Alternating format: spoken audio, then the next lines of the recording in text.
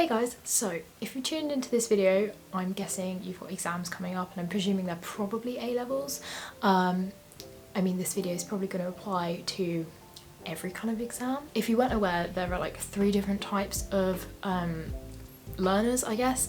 Kinesthetic, which is like physical, auditory learners and visual learners, and there are like different revision techniques that you can do to like help depending on what kind of learner you are.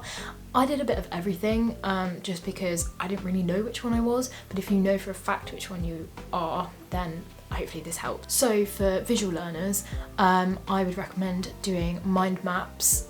When I made my mind maps, I kept it to like a colour scheme with my like highlighters. Try and keep as little information as you can on there.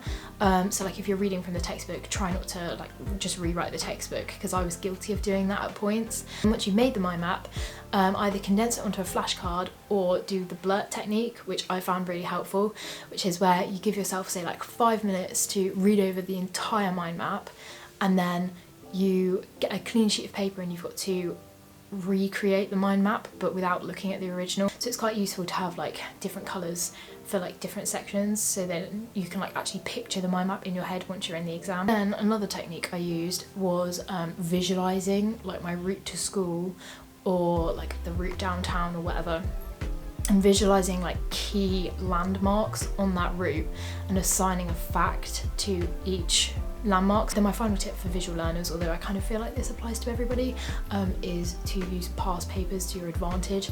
I made full use of the past papers at A-level and GCSE. I found it so helpful because a lot of the time exam boards, there's only so many questions they can ask, so they'll either repeat them or they'll ask really similar ones. And so then when you get in the exam and you've already done a similar one, you already know like where to get the marks, so you've basically got that question in the bag. For physical learners, I would use post-it notes, so like stick a post-it note on your fridge, in your bathroom, on the shower, whatever. So like as you do your morning routine or your night routine or whatever, as you're walking around the house, you have to like either answer a question or like you have to read through a fact. Another thing I suggest is revising while exercising, because it's healthy and it's productive at the same time, so it's a win-win.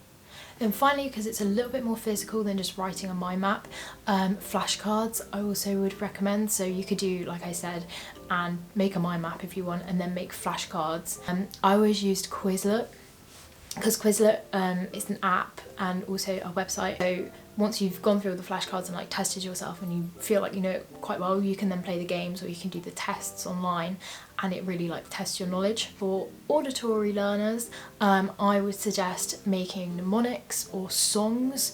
So I would do this for mainly science, for example, electromagnetic spectrum. I made like a mnemonic that really helped me learn it. And there's also the famous periodic table song, and there's like various other songs that you can find online. I used to do this for my German speaking exams at GCSE, but I always used to read out my speaking assessment, like the essay that I'd written. I used to read it out and record myself, and then I'd like play it back to myself when I was like on my way to school, or like even just before the exam, I'd like play it back to myself. And then finally, this was one thing me and my friends did, but you can also do it by yourselves. Teach someone. Unless you can tell someone and teach someone what you just learned, how will you really learn it? But yeah, good luck with your revision and your exams, and thank you for watching, and I'll see you in my next video. Bye!